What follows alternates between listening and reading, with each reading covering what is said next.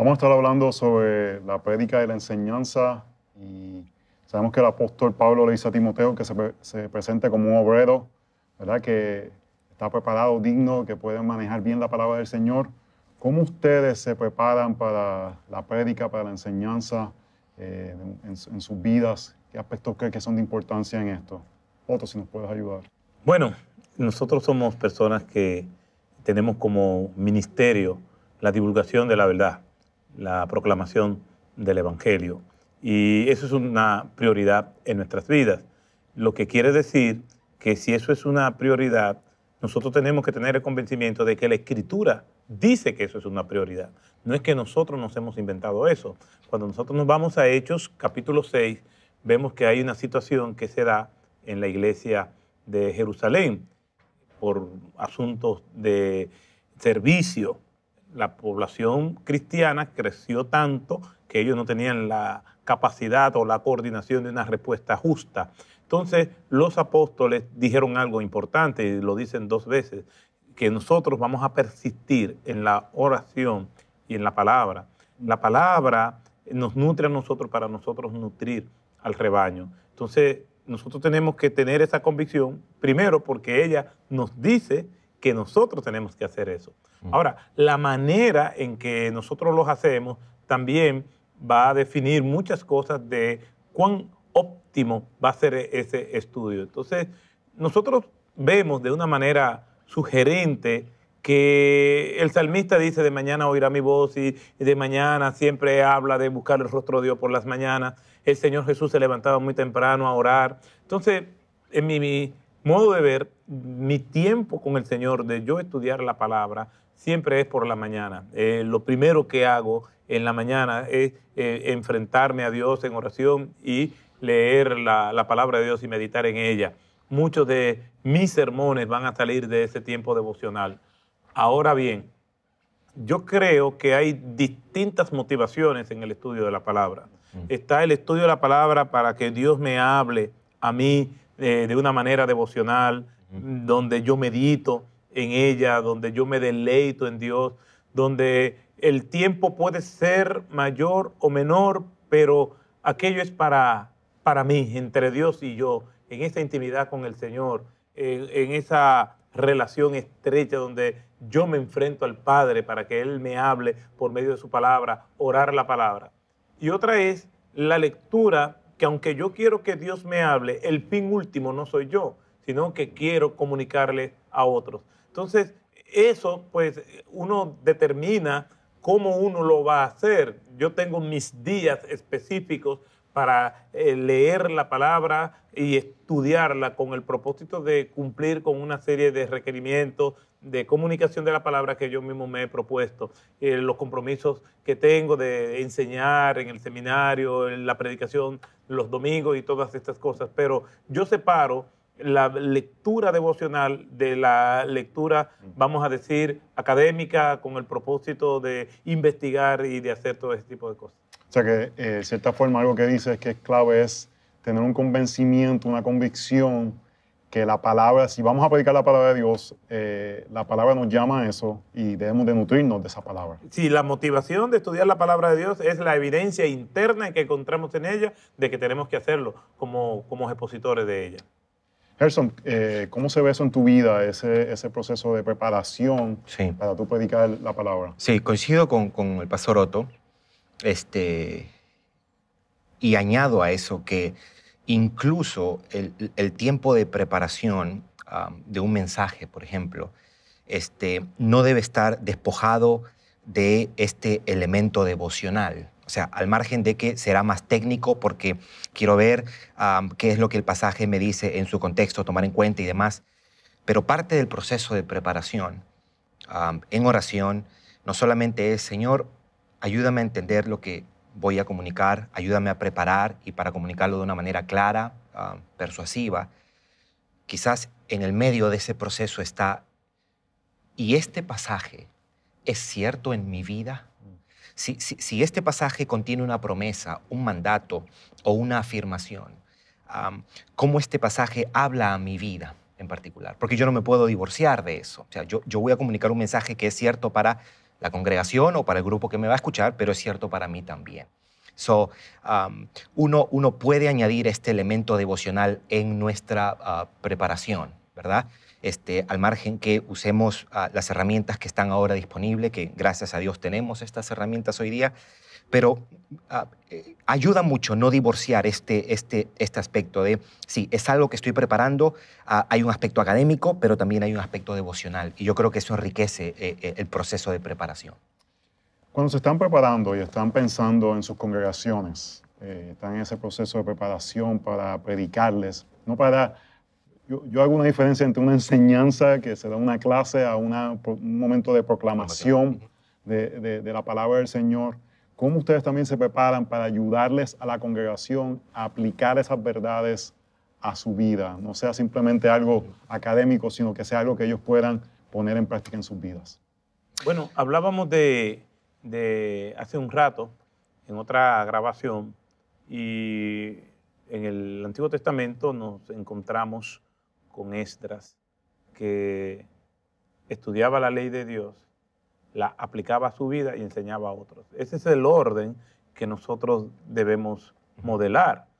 ¿Por qué? Porque Jesús le dice en Mateo 23 a las multitudes y a sus discípulos, hablando de los oficialistas religiosos judíos, decía, lo que ellos le digan que hagan, ellos eran portadores de la ley y manejaban bien la ley, háganlo, pero no imiten su conducta.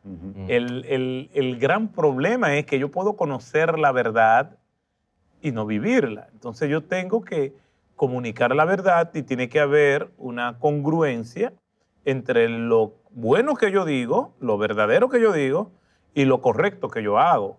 Dwight Moody decía que tu buen testimonio sea tan alto que tu voz no se puede escuchar. Entonces nosotros tenemos que modelar esa influencia de tal forma que la gente no vea un divorcio entre lo que nosotros decimos y lo que nosotros hacemos. La gente lo va a juzgar. Cuando Jesús terminó de dar el Sermón del Monte, la gente se admiraba de su doctrina y decía, habla como quien tiene autoridad. Y ahí mismo hacía la comparación, es inevitable, y no como los escribas. O sea, la gente sabía. Y por eso Jesús intencionalmente hizo parábolas como la del buen samaritano. Y pasaron los religiosos y no se movieron a misericordia. Y vino un samaritano y sí hizo misericordia. Entonces, nosotros debemos saber que hay un mensaje formal, que es el que nosotros hacemos, y hay un mensaje informal, que es el que nosotros modelamos. El formal nosotros lo exponemos y el informal nosotros lo vivimos. Entonces, la gente va a ver esas dos cosas y no puede haber un divorcio en ninguna y en la otra. Eso, y en algún momento cuando estás preparando para proclamar, estás pensando quizás en la madre soltera de tu iglesia, la persona que está luchando con una enfermedad y cómo eso influye el momento de la proclamación. Y influye profundamente a un pastor. Le ayuda mucho el contacto semanal con sus ovejas. De esa manera puede conocer cuál es la necesidad. Ok, esta preposición que tiene el mensaje, ¿cómo le va a ayudar a esa viuda, a ese hombre que está pasando un tiempo difícil? Podemos utilizar muchas técnicas, pero yo creo que el contacto, mientras el pastor huela oveja, el pastor sabrá cómo hacer que ese mensaje pueda ser práctico y cómo te ayuda en este momento en particular. Obviamente es un desafío porque son tantas las necesidades. Está aquel que ha caído en pecado y que se ha arrepentido. Está aquel que ha caído en pecado y no se ha arrepentido. Está aquel que ha perdido su trabajo. Está aquel que acaba de ser diagnosticado con una enfermedad terminal. Y en un sentido, el pastor que está familiarizado con eso podrá llevar el mensaje a esa situación, a esa necesidad.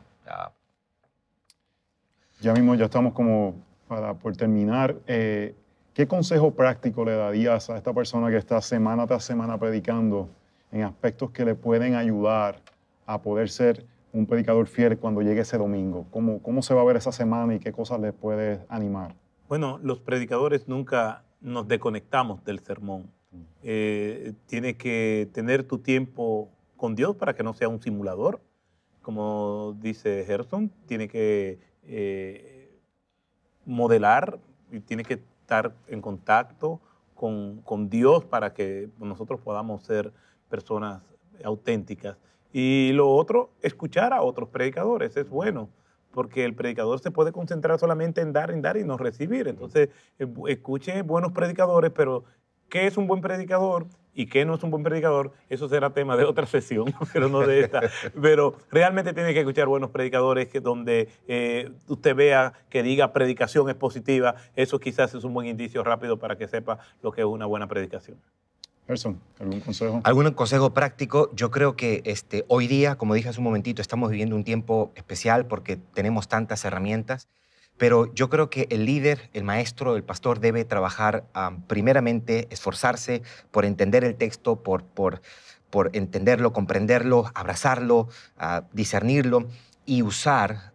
Yo creo que en la medida que uno avanza en el tiempo, uno aprende a depender, y esto en el buen sentido de la palabra, menos de los comentarios, ¿verdad?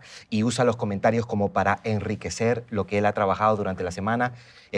Pero las herramientas que tenemos hoy día son increíbles. Añado a eso, me uno a lo que dice el pastor Otto, escuchar a buenos predicadores. Yo escucho un mensaje todos los domingos en la noche para alimentarme. Te escucho a ti también. No sí.